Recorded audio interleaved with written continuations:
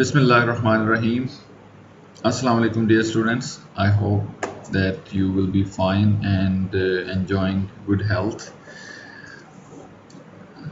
I am Dr. Muhammad Ali Hashmi, and we are studying the subject Introduction to Biochemistry with a course code CHEM2114.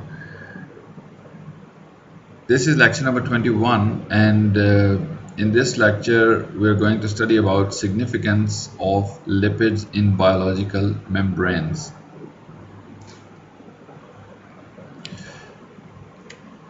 The main concepts we are going to learn in this lecture would be definitely significance of lipids in biological membranes, with special emphasis on membrane proteins. There will be a brief introduction about membrane proteins. There are some proteins which are linked to the lipids in the membrane, so we have to look at them for lipid functions in the biological membranes.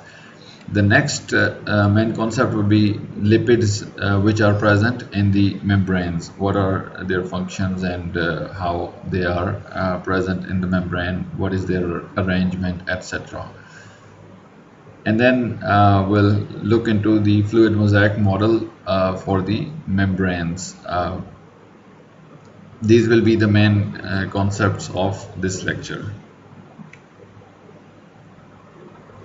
Now we come to the composition of some biological membranes.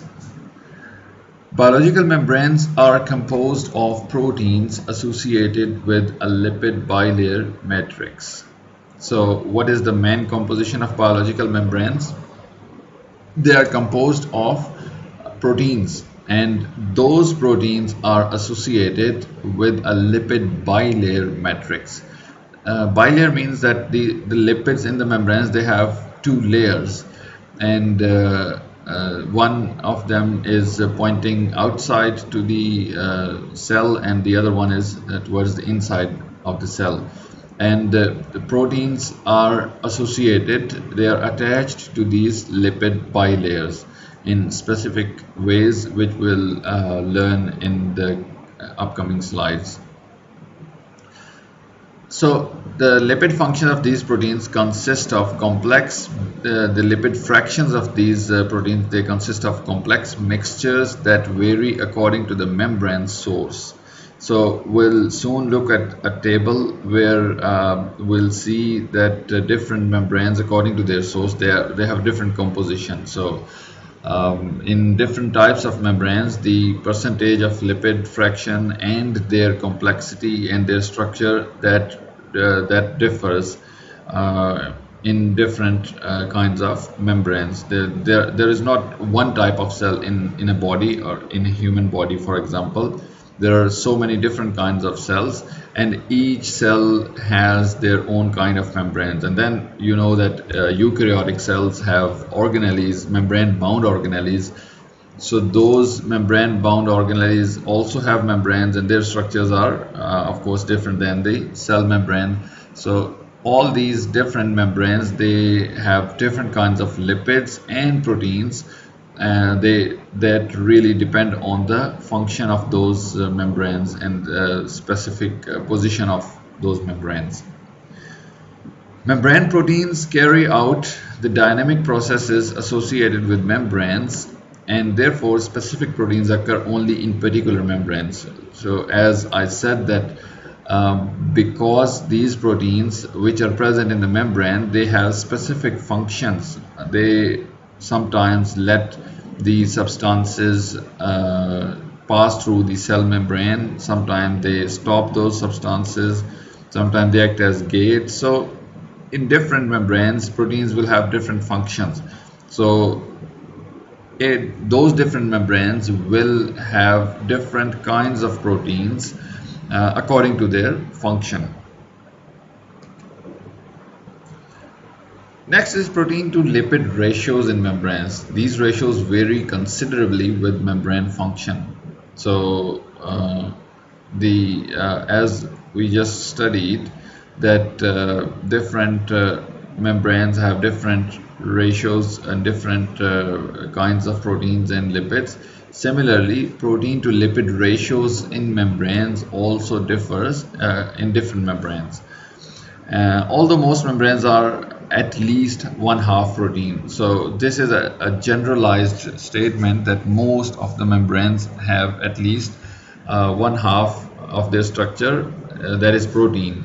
But the actual percentage really depends on different kinds of membranes.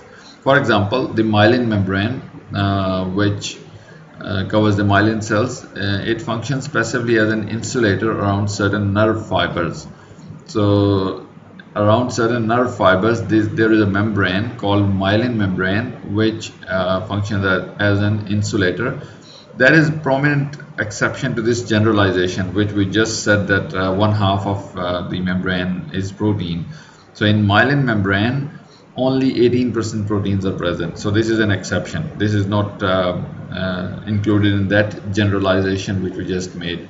So let's have a look at the table which is said here, and it's presented on this slide. Here, this table presents compositions of some different biological membranes. For example, if you look at the plasma membranes in mouse liver cells, human erythrocyte, and amoeba, so they have different percentages of proteins, lipids, carbohydrate, and protein to lipid ratio is given in this last column. And if you look at human erythrocyte, it has 49% protein, 43% lipids, and 8% carbohydrates as well.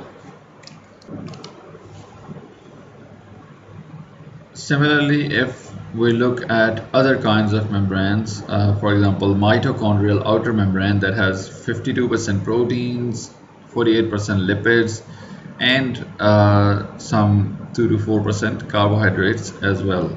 And as we studied, that myelin membrane has only 18% proteins and it has 79% lipids. You know that what is the main reason why it has so many lipids than proteins? We just studied in the previous slide that what it does, it actually acts as an insulator. So lipids are very good as insulators. There are many marine animals which have thick layers of lipids which protect them from the cold environment. So that is why these cells or these membranes have a higher percentage of lipids in them. Now we are going to discuss about the composition of membranes under the following main sections. That is, number one, we'll discuss about membrane proteins, and then we'll have a look at lipid linked proteins. What are the lipid linked proteins and what are their functions in the biological membranes? So the first one is membrane proteins. Membrane proteins are operationally classified according to how tightly they are associated with membranes. So they are basically classified on the attachment or on their attachment to the membranes and on their tightness of the attachment. So the first one is integral or intrinsic proteins. Integral or intrinsic proteins are tightly bound to membranes by hydrophobic forces. So these proteins, they are bound to the membranes by hydrophobic forces. What are hydrophobic forces? The forces due to water repelling nature. We'll have a look at the figure on the next slide. And they can only be separated from them by treatment with agents that disrupt membranes. So they are bound, the intrinsic proteins are bound to the membrane so tightly that they cannot be simply isolated or separated from the membranes, but they can only be separated by treating with the agents that disrupt the membrane, mean that just destroy the membrane, and then the protein is separated or dissociated from that membrane. So they are very tightly bound to the membranes, and these include the agents which can disrupt the membranes. They include organic solvents, some detergents, and cheotrophic agents, that means ions that disrupt water structure. So these kinds of chemicals can destroy the membrane and separate the integral or intrinsic proteins from the membranes. So here is the structure which was just said. This is a protein which is an intrinsic protein or integral membrane protein, and what this structure is representing, we're just going to discuss here. The protein is represented by its surface diagram, which is colored according to charge. So red color means negative charge, blue color means positive charge, and white means uncharged. So these red areas are means that these portions of the protein have negative charge on them. Blue areas mean they have positive charge, and white color means that this portion is uncharged. Tightly bound molecules of dimyristoyl phosphatidylcholine are drawn in space-filling form with carbon green, oxygen red, and phosphorus orange. You can see that the membrane has some tightly bound molecules with it, which are shown in the space-filling model, and the different colors are shown for the different atoms. For example, these green colors are carbon atoms, these red color atoms are oxygen atoms, and then these orange atoms are phosphorus atom. So these dimyristoyl phosphatidylcholine molecules, they are tightly bound on the protein. You can see that these molecules are attached to this protein, and you can note that how the lipid tails closely conform to the non-polar surface of the protein, thereby solvating it. So these are the tails of the lipids which are attached to the protein, and they are the reason, because of them the protein can be solvated by a solvent due to these non-polar parts of the lipid attached to it. Integral proteins tend to aggregate and precipitate in aqueous solvents, aqueous solutions, unless they are solubilized by detergents or water miscible organic solvents such as butanol or glycerols. So in aqueous solutions, what happens that integral proteins, they aggregate and they precipitate. They do not get soluble in aqueous solutions.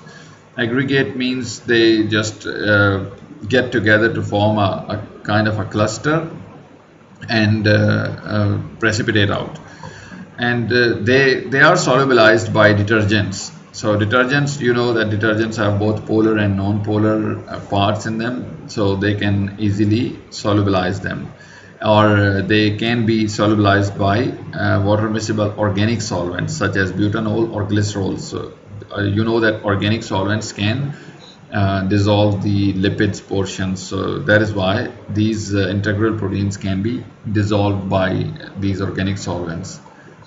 Some integral proteins bind lipids so tenaciously that they can be freed from them only under denaturing conditions. So as we already studied on the previous slide, that these integral proteins are so tightly bound to the membranes that they can only be separated by the solvents that denature, that disrupt the membranes.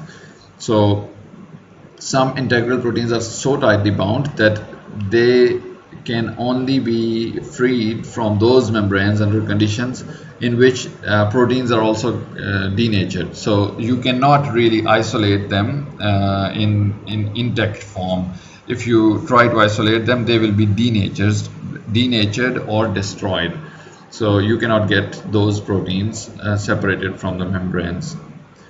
Then we have peripheral or extrinsic proteins. First were the integral or intrinsic proteins, and the second is peripheral or extrinsic proteins. They are dissociated from membranes by relatively mild procedures, so they are not as tightly bound to the membranes as the integral proteins. That is why peripheral proteins can be dissociated from membranes by relatively mild procedures, and that leave the membrane intact, such as exposure to high ionic strength salt solutions.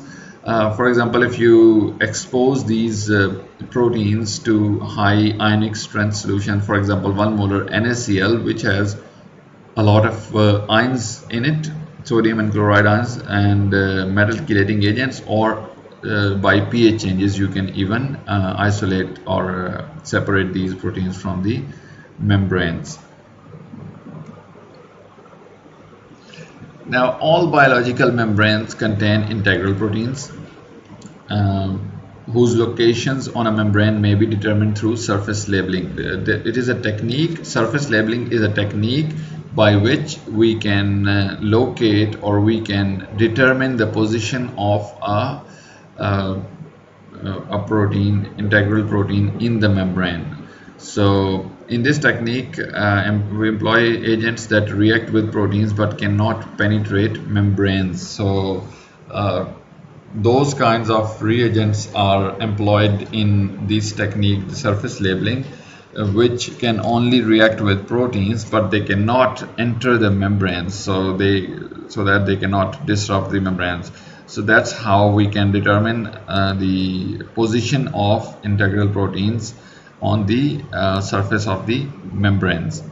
For example, if an integral protein on the outer surface of an intact cell membrane binds antibodies elicited against it, so there is an integral protein which binds antibodies, and it is towards the outside of surface of the cell. It's not inside the cell.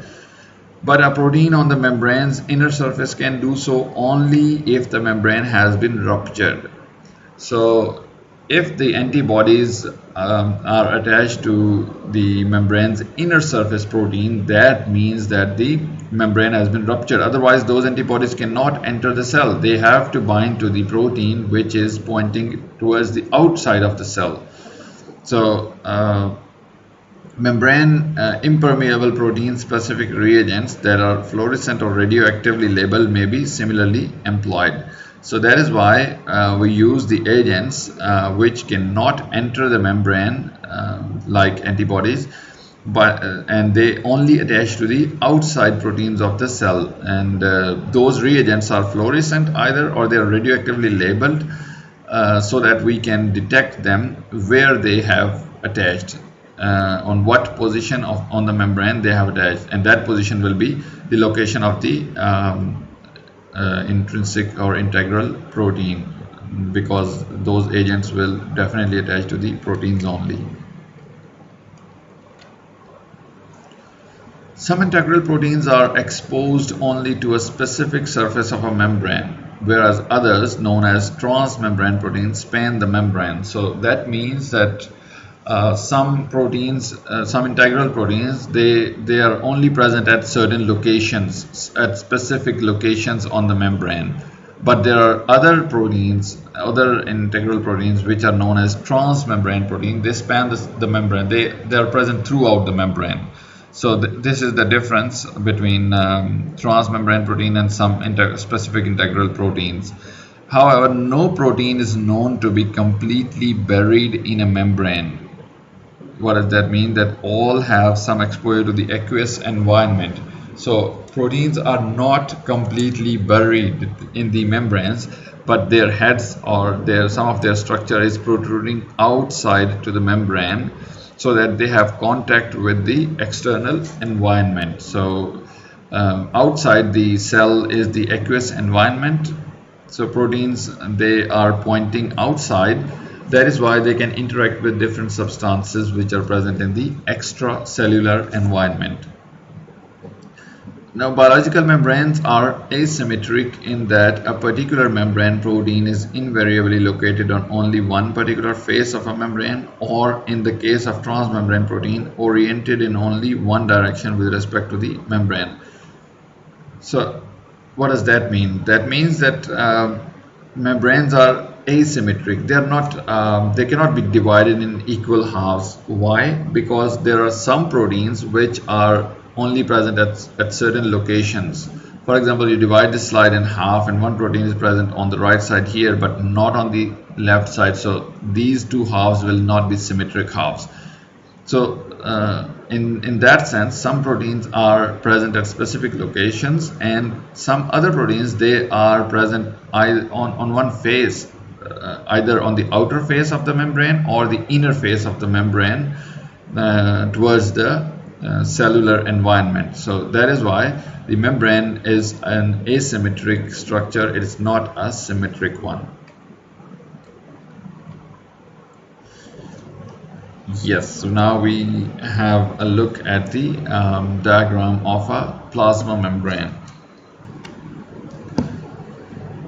Now if you look at this structure, as we first studied, I believe on the first slide or at the very start of this lecture, that membranes are composed of lipid bilayers. So you can see that this is a lipid bilayer. This is the first layer of a lipid, and here is the second layer of lipid. So you can see that these are the polar heads, the blue colored,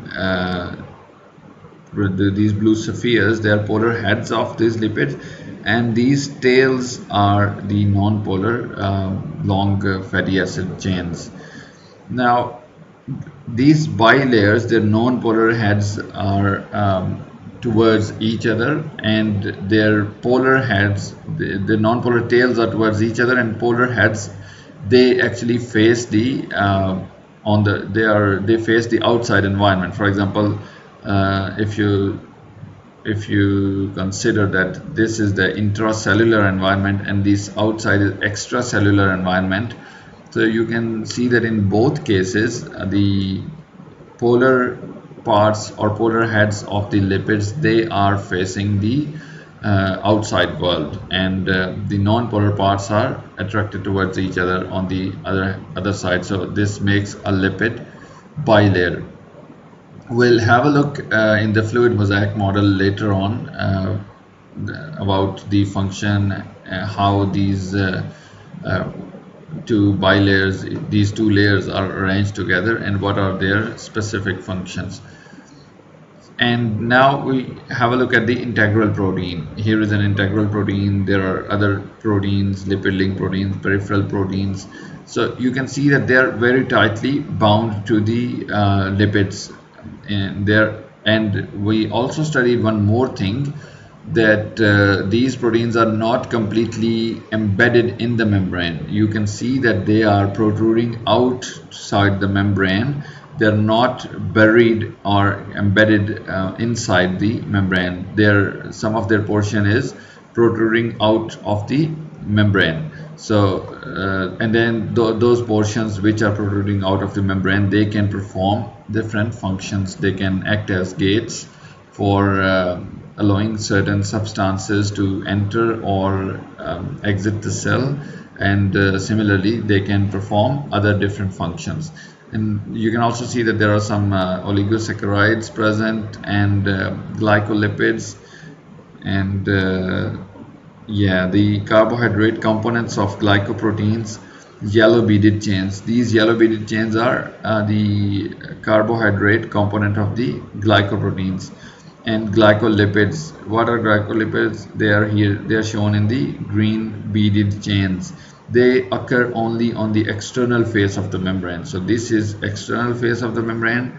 This below portion is the intracellular environment or internal face of the membrane. So these glycolipids and glycoproteins components, they only occur on the outside of the cell side of the plasma membrane, so outer face of the plasma membrane. Next we come to the lipid linked proteins. First we studied about the proteins themselves, now lipid linked proteins. Lipids and proteins associate covalently to form lipid linked proteins. So what is the nature of the interactions between these lipids and proteins and lipid linked proteins? They form covalent interactions. So they are bound chemically through covalent bonds. That is why these are strong bonds, and These lipid portions anchor their attached proteins to membranes and mediate protein-protein interactions. So the lipid portions of these lipid-linked proteins, they anchor their attached proteins to the membranes. Their proteins are embedded or attached inside the membranes, and they mediate protein-protein interactions. You can see that this is a lipid-linked protein, and they are responsible for different protein-protein interactions, and they are attached to the membrane, as you can see here. Proteins form covalent attachments with three classes of lipids. Now, what are those three classes? The first one is isoprenide groups, such as farnesyl and geranyl residues, and then fatty acyl groups such as myristoyl and palmitoyl residues, and the third one is glycoinositol phospholipids. Let's have a look at these three different kinds of classes of lipids. The first one is prenylated proteins. A variety of proteins have covalently attached isoprenoid groups, mainly the C15 farnesyl and C20 geranyl residues. What is isoprene? Isoprene is a 5-carbon hydrocarbon, and it is the main chemical unit from which many lipids, including cholesterol and other steroids, are constructed. Isoprene is the basic unit of many different biologically occurring molecules like terpenoids and lipids and some cholesterol and other steroids, etc. So this is the basic building block. Like a cell is the basic building block of a body, isoprene is the basic building block of these bigger molecules. So have a look that isoprene is a 5-carbon unit, and this is farnesyl residue. It has 15 carbon in it, so it has 3 isoprene units. Similarly, geranyl residue is a 20 carbon molecule, so it has 4 isoprene units in its structure. Next is fatty acylated proteins. Eukaryotic proteins can be linked to a fatty acid covalently, for example, palmitic acid. So some proteins, they are linked covalently to fatty acids through covalent bonds, and for example, to palmitic acid. Palmitic acid is a biologically common saturated 16-carbon fatty acid which is joined to a protein in thioester linkage to a specific cysteine residue. So palmitic acid is joined to the protein in thioester linkage. It means it is covalently bonded to that protein, and in some cases this palmitoylated protein is also prenylated. I mean, it has these kind of residues attached to it as well. The third one is the GPI linked proteins. So GPI, that is glycosyl phosphatidyl inositol, these groups functioned to anchor a wide variety of proteins to the exterior surface of the eukaryotic plasma membrane. So these groups are basically to attach or anchor some proteins to the outside of the surface of the eukaryotic plasma membranes. There is no obvious relationship among the numerous proteins that have GPI anchors, which include enzymes, some receptors, immune system proteins, and recognition antigens. So they don't have really obvious relationship among the different numerous proteins. The main function of these proteins is to anchor the proteins to the outside of the cell membrane. But GPI groups simply provide an alternative to the transmembrane polypeptide domains in binding proteins to the plasma membrane. Their basic function is for binding the proteins. Here is the core structure of the GPI anchors of proteins. This is the main structure, how they anchor themselves. So the core structure consists of phosphatidyl inositol, which is glycosidically linked to a linear tetrasaccharide composed of three mannose residues and one glucosamine residue. So this is phosphatidyl inositol, which is glycosidically linked to a linear tetrasaccharide. This is a tetrasaccharide, so it has 4 monosaccharides. That is why it is called tetrasaccharide. So 3 of these monosaccharides are mannose residues. These are mannose, and the fourth one is the glucosamine residue. So these are attached to the phosphatidyl inositol through a glycosidic linkage. And then we have phosphoethanolamine attached to this last mannose residue as well. And here R1 and R2, they represent the fatty acid residues whose identities vary with the protein. So they can be different fatty acid residues depending on the protein itself. And the tetrasaccharide may have a variety of attached sugar residues whose identities also vary with the protein. So it is not necessary that in all cases this tetrasaccharide has all these 3 mannose residues. It might have some other sugars attached to it as well. So this is the overall structure due to which the GPI anchors the proteins on the outside surface of the cell membrane. So that was all about the membrane, lipids and proteins, and we will study the fluid mosaic model in the next lecture. So here is a little question for you. You should find answer to this question, that what is the main function of carbohydrates in the cell membrane, why they are there. You have to find its answer, and best of luck for your studies. Here are the books which were consulted for the preparation of this lecture, and stay safe. I'll see you in the next lecture inshallah. Until then, Allah Hafiz.